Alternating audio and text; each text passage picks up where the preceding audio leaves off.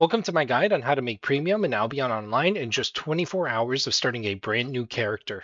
When we make our new character, if this is an alt account, you can choose to skip the tutorial. You don't want to skip the tutorial because we can get a lot more money from just playing the tutorial. If you skip the tutorial, your account starts with 0 silver, so we can actually use the tutorial to get us a little bit of starting capital. Speed through these first little bits, and when you get your sword, make sure to equip the second ability for AoE. That way we can clear these mobs a little bit quicker.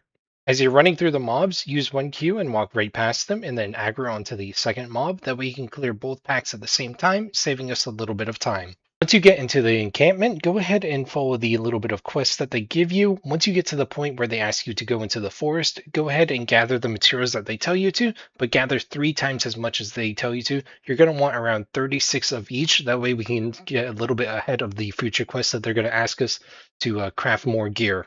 They're going to tell you to go ahead into the mountain area and gather ore and cotton. Same thing as that. Gather more than they tell you to. That way we can finish the future quest a little bit quicker, and we can also have some starting capital to sell these items whenever we land on the mainland. After you head back into town and craft everything, they're going to tell you to go get 2 maps. Go ahead and find those, and then you're also going to need to fight mobs in order to level up to the levels that they ask you to. Go ahead and pull multiple packs together using your AoE queue. That way you can clear multiple at the same time and speed this up. Now, the next set of items that we craft is going to be very important. You want to get a bow because we want to go down the hunter tree to eventually unlock nature staffs. Then when we go to the market, we're going to buy tier 2 versions of a hood, a robe, and then a shoes. These are important because we want to be in leather for our nature staff later on, and I'll show you why later. By now, your inventory should look about mine, and then you're going to head back into the mountain and start clearing the enemies. It's important that after you clear them, that you actually go back to the town because we're going to pick up some mules. We can do that before or after. I just did it after, that way I didn't have to walk all the way up here slow, but you are going to be slow regardless of that. The mules are really good because we can pick them up for 3 silver here in the camp, and then they'll sell for anywhere from 3 to 9,000 depending on the city and the time of the day.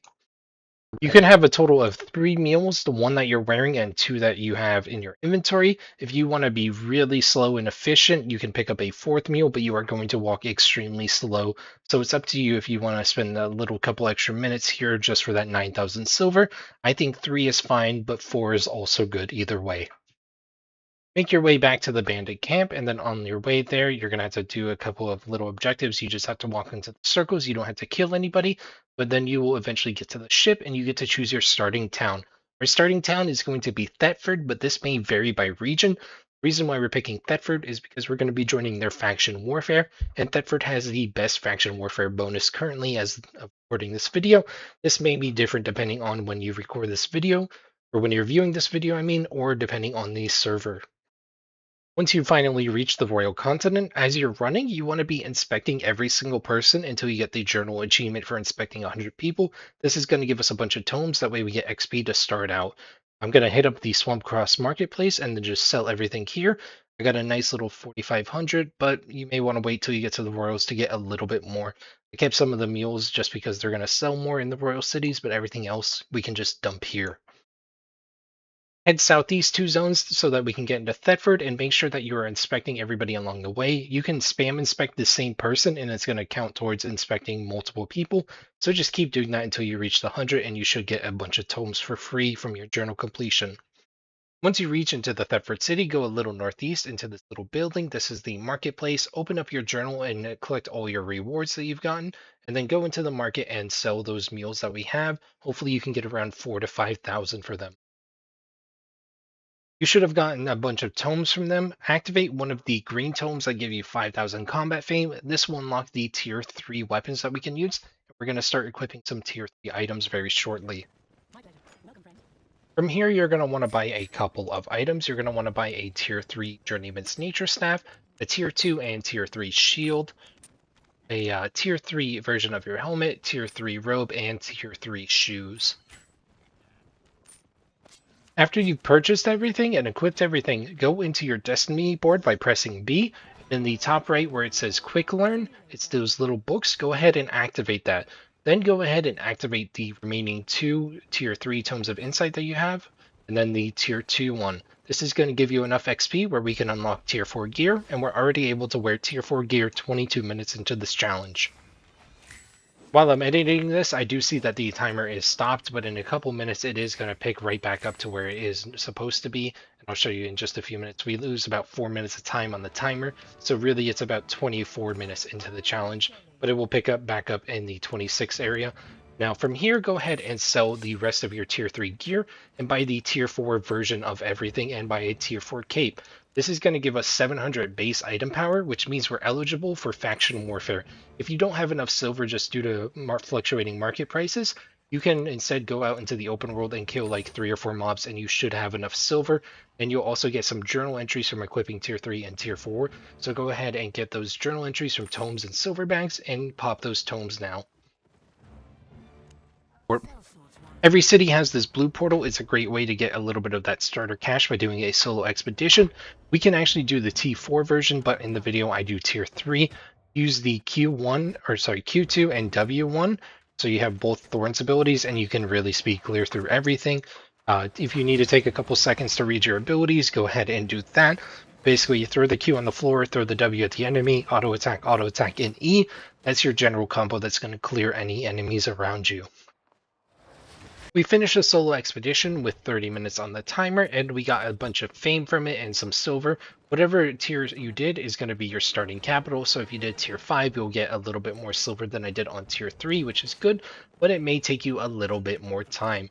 We still need to get a little bit more fame because we need 157,000 fame in order to join factions, so I just went outside the city and started killing a couple of mobs. Once you kill a couple mobs, you'll get some journal entries that'll give you tomes, and then you can use those tomes to get more fame. Once you reach that 157,000 total fame requirement, we're going to go ahead and faction flag. The faction flag, you just head over to this guide towards the southeast entrance. You need to enlist, and then you need to flag up as well. Bandit Assault's a great way to get us some starting money because anything you do while faction flag generates points. So if we kill mobs, knock down players, gather resources, open chests, or anything like that, we're getting faction points that we can then spend those faction points and spend those on items and then sell those items for silver. You'll see these blobs on the map and their color represents the city they're from. The purple blob is Thetford, so I'm going to go ahead and follow this blob around a little bit so that I can just leech off of them and open chests while they clear the camps for me. And I'm just going to get a bunch of money and XP just following these guys around. If you open up your map, you'll see zones that are highlighted by a red border. That means that those borders are going to spawn faction camps. So you want to stay within those red borders while faction warfare is going on. That way you can get a bunch more points because those zones are going to have camps, and camps have money. The blob was going too fast for me to keep up on my meal, so I went off to the side and opened up this faction chest. There wasn't too much loot in it, but it is going to be enough money for us to head back into town, and I'm going to head back there and purchase a tier 4 horse. That way I can keep up with the blob and not be slow on this meal. Next to the person that you faction flag, there's a little caravan cart. You can actually use that to teleport deeper into where the fighting is going on or where more blobs may be. I'm going to go ahead and spend 7,500 silver to do so. Make sure that you're teleporting to a safe zone and not a red zone. There's a large camp in the zone that I spawned in, but there was no blob around, so I just started killing mobs until a blob appeared. When they appeared, I ran over to the camp and joined them. The good part about being a healer slash DPS combo is you're going to be able to tangle the mobs and you're going to heal everybody. So if somebody runs off with your healing on them, you're still going to get points when they kill mobs, so you're effectively doubling the amount of points that you're getting compared to somebody that's only doing DPS. I haven't confirmed this, but apparently the party that does the most amount of mob damage gets a bigger chest reward, so whenever you join into these blobs, make sure you invite other people to your party or join a party that's already in progress. That way you're a part of those bigger parties that could potentially get more. We finished the chest and it was a blue, and we got about 50k worth of items and silver, so not too bad, not too good, but definitely a decent start. I continued following them around and we did more chests and we continued going throughout the zones. The next chest we got was another 50k, so we're already at 100k total in our inventory, 46 minutes into this challenge and just a couple minutes into doing faction warfare. During faction warfare, other enemies from other factions can actually come and attack you, and it's perfectly fine if they do because you can fight them, you can knock them down, and if you knock them down you get points. And even if you fight somebody, lose the fight, and then somebody else kills them, you're still going to get those points because you did damage, and it lasts like 5 minutes. So even if you tag somebody, run away, 5 minutes later they get knocked down, you're randomly going to get like 60 points, and points equals money, so I'm perfectly fine with just fighting everybody. While running around, I found somebody who was carrying a faction flag. These faction flags are important because as you kill things, they level up, and when you turn them in at the highest tier, you get a bunch of points. So I just decided to stick around with this guy and help him level up the banner. That way I can piggyback and get a lot of points when he turns it in. Well, in the middle of doing faction warfare, I signed up for arena just for the heck of it because if you do win the arena, you will get royal sigils, and we can sell those royal sigils for a little bit of silver. So we fought for like 20 minutes, and it was a little bit of fun just doing some random low tier fighting. As the healer, I just switched to healing spells, kept everybody alive, and we eventually did win. I headed back to Thetford Marketplace and I sold some of the items that I got during faction warfare. The amount of silver that you're going to have is going to vary slightly, but it should still be around the same range that I have. Most important part is once you sell 50,000 silver worth of items at the marketplace, you're going to get this crown item that gives you 3 days worth of premium. Premium is very important because we're going to use these 3 days worth of premium, turn that into 10 million silver later on in this. Now I had about 163,000 silver, and now we're going to start actually putting our money to work. What you're going to do is look through furniture. Furniture is a very weird item that people really neglect, and some furnitures sell for a lower price than what they salvage for. If you look at these stone thrones, I can buy them for 300 silver and then salvage them for 389 silver, netting me an 89 silver profit per item. So I'm just going to buy up the entire inventory of all these furnitures that sell for less than what I'm going to be salvaging them for in just a couple of seconds. Once you're finished buying up the entire supply of whatever is going to make you more money from salvaging, head out of the marketplace and go a little southeast towards the repair station. Go down towards the third tab and now salvage all these items. It's not much profit, but it is profit, and we need any kind of profit to later on make us even more money because money is just escalating. Once you reach 100k, it's easy to reach a million. Once you reach a million, it's easy to reach 5 million. So we just need to grow the amount of silver that we have. I did the same thing for T5 furniture. I found these heretic boards and then these sculptures. They were all salvaging for a little bit under the price that they were being bought at. And then I also found T7 carnival carts, which were selling for 300 less than their salvage value. So I just used up all my silver and continued to buy these 3 items until they were at a price that was above their salvage value. I took these 3 sets of items back over towards the salvage station and I salvaged them. I was able to get a total of 177,000 silver, so in all, we made around 10,000 profit just in 2 minutes of doing nothing but buying items and then salvaging them. I headed back to the person where we first faction flagged, and then I went into his shop on the second tab. Bought a bunch of the Thetford crests. I had about 12,000 points, so I ended up buying around 30 of them. Then I went back into the Thetford market and put them up on the sell order. Make sure that you popped your 3 days of premium because that sell order is going to cost a little bit less because you have that premium tax removed. I then decided I was going to go around towards all the other cities and look at their furniture to see what we could salvage just to get a little bit more money. Make sure you're doing this naked. I was dumb in transporting with my gear, so it was costing me money to transport in between cities. But first off, make sure you depot all of your gear, and then you go around to each of the 5 cities, and then you'll be able to start salvaging them for a lot of profit. After that, I decided to go back out faction flag for more faction warfare. There's this really big fight going on between Thetford and Martlock, and I decided to join in. I stick towards the sides of the fight, that way we weren't really dying too much, and I was able to keep tagging enemies with my Q. That way when they did die, I was able to get a bunch of points. This fight went on for, I think, like almost an hour, where we were just constantly going back and forth on the outposts. But the main thing is, and the most important thing is, we were fighting over a legendary flag. That flag that I was talking about earlier, this is that same flag from like an hour ago.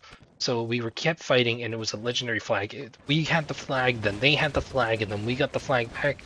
But eventually we did get it, and we were able to turn in the flag, and I got 22,000 faction points for just turning in the flag, plus a couple 10,000 for fighting and knocking people down. It was a really good fun time, and I highly recommend just take fights. I know a lot of new people are scared and they don't want to fight, but this is really fun. You'll get used to the game, and you'll get used to dying, which is really important for this game. Back to the faction flagger, and I used the 35,000 points that I had gotten from that fight to go ahead and purchase a bunch of the T5 Thetford crests. Now that I leveled up, I was able to purchase them, and I got about 15 of them, and their estimated market value was around 400,000 silver. So I went into the market and I created a sell order. I should get around 430,000 silver once these do sell. I took a small little lunch break, which is about 30 minutes of IRL time, and when I came back, everything had pretty much sold. We were sitting on 560,000 silver, which was pretty good, and we can do a lot with this. Is Bandit Assault, which means faction warfare gives you more points, so I decided to go back out faction flagging again. Surprise, surprise. However, we did start getting a little bit of loot during this run. The very second or third chest that I opened, we got another 100k. This was like 25 minutes after leaving town. We're around the 2 hours and 50-minute mark here. Now that I finally had enough silver where I could buy 10 of my sets if I died, I decided it was time to go into Red Zone faction warfare. You can die in Red Zone and you will lose your money when you go in here. You will lose your gear. So as long as we play safe and don't be too dumb, we're actually going to make more money because the rewards are higher. Our set is low cost, so we can take some fights, but we're not going to be looking to take too much, really. We're just going to maybe get some solo camps, maybe get some large camps, and join a blob for safety. That way we have a bunch of people around us we can use as meat shields. The very first small chest that I did during this Red Zone faction warfare was a purple chest, and we did get a little bit of money. We got around 160k, and we got almost half of that in silver bags, and silver bags are good because even if we die, we keep the money, so we're not going to lose all of it in total. And as you're running around in this red zone, keep inviting everybody to your party. That way you have a larger group and you can feel a lot safer.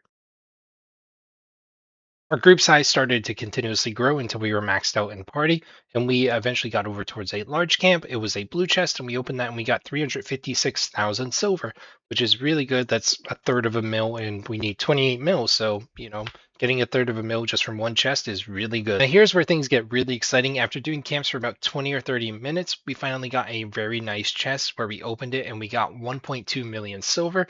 This is 1/20th of what we really need in order to complete this challenge. So getting this was really nice. Shortly after that, though, things started to turn bad. We saw that there was a little small Bridgewatch bomb squad that was in the zone, and our people were AFK on the chest. I saw them running in, and in that moment, I had a decision to become a man or not. It was my choice right here. I could either be happy with my 1 mil loot, make a decent YouTube video, and just walk away, or I could be a man. I could right now dismount, heal these people, save their lives, be the hero of the story of Albion. I mean, I could. I decided to be a coward and hide in my little corner safe from that. And then once the enemies went away, I decided to honor our fallen allies by simply protecting the loot that they would have had. I grabbed it and put it in my safe little inventory that nobody would ever be able to take away from me. So I ended up with about 2.8 million silver from all the looting, protecting, and then we simply just got out of there and we headed back to town. I headed back to town and started selling some of the items there. Some of the items, like the 6.3 Royal Helm, didn't have any sales in the last 24 hours, so I just sold it at its regular sell price of the buy order for 500k, rather than wait like 7 days and ruin the spirit of the video, because I want this to be as self-contained within the 24-hour time frame as I can, even if I have IRL duties like going to work for 8 hours or whatever. I really want to have this be just a 24 hours of in-game Albion time stream. So I don't want things sitting on the market overnight that are going to kind of ruin that. So I'm only putting things on sell order that I know are going to sell within, an hour or two. Red Zone also gives you a bunch of faction points. So we got 77,000 points. So once again, I'm going to go ahead and buy those tier 5 crests. We got about 34 of them, which is going to be about a mil. So I put those on the sell order. And so we're just going to wait a little bit for those to sell because they should sell very quickly. Now, I could probably make this video all about faction warfare, and that probably would get us the 28 mil that we need for premium, but I really don't want to do that. I kind of want to diversify it a little bit because, sometimes somebody's going to do faction warfare and they're only going to get tomes from the chest. So I want to have something else in here. That way people can make money. I'm going to go ahead into Stalker Corrupted Dungeons. These are lethal red zones, so you will lose your loot. What you're going to do is you're going to buy a 4-2 Great Nature, a 4-2 Hunter Hood, a 4-2 Cleric Robe, and 4-2 Shoes of Tenacity.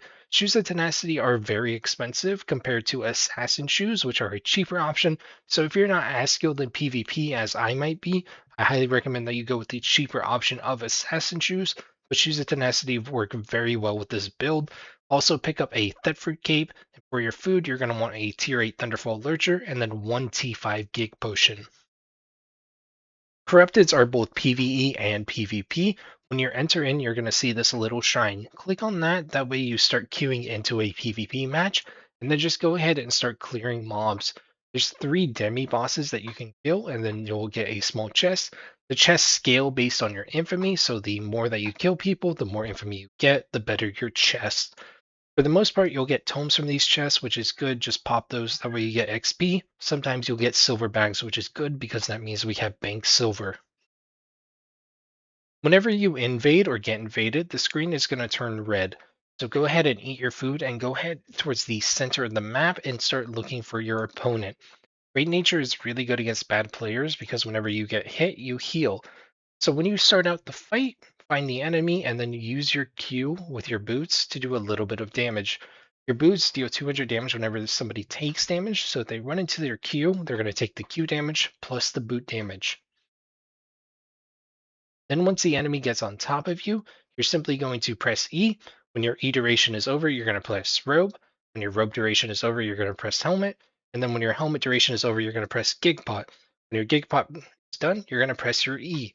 So it's basically ERD, gigpot, E.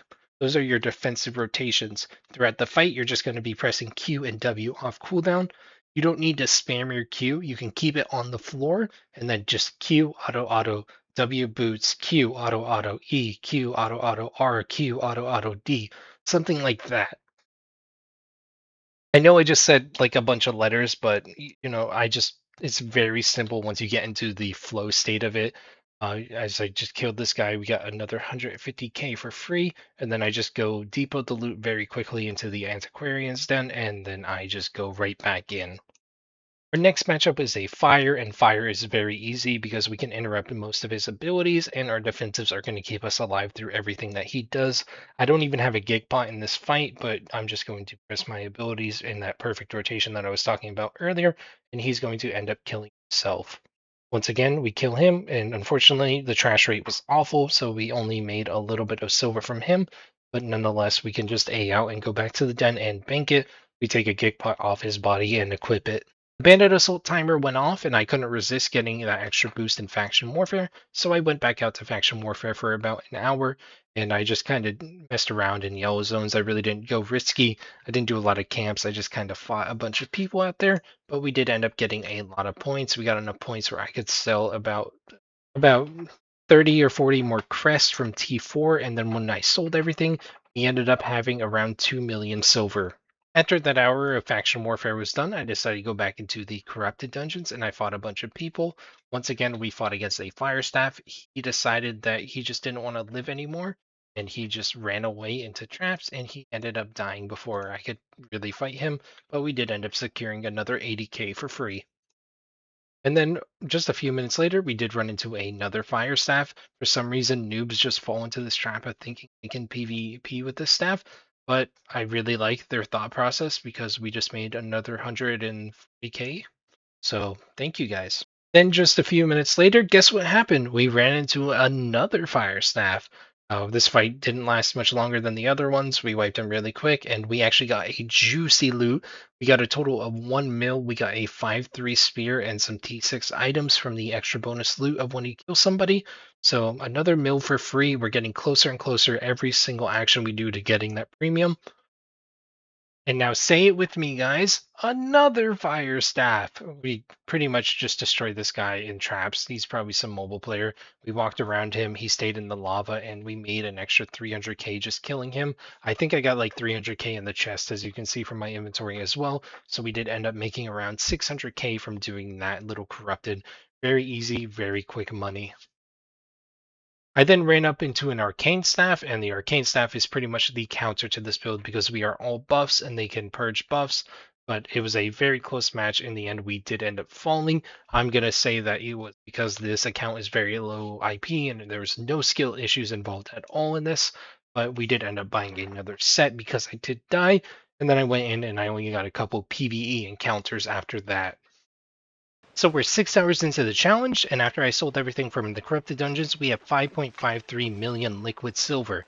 That means we're a fourth of the way through the challenge, but we're not a fourth of the way through the silver. So we definitely have to step up our silver making, and I'm going to use that premium I showed you earlier that we activated on how to turn that premium into 10 million silver. So stay tuned for the next episode where we're going to make 3 million silver in just 1 hour.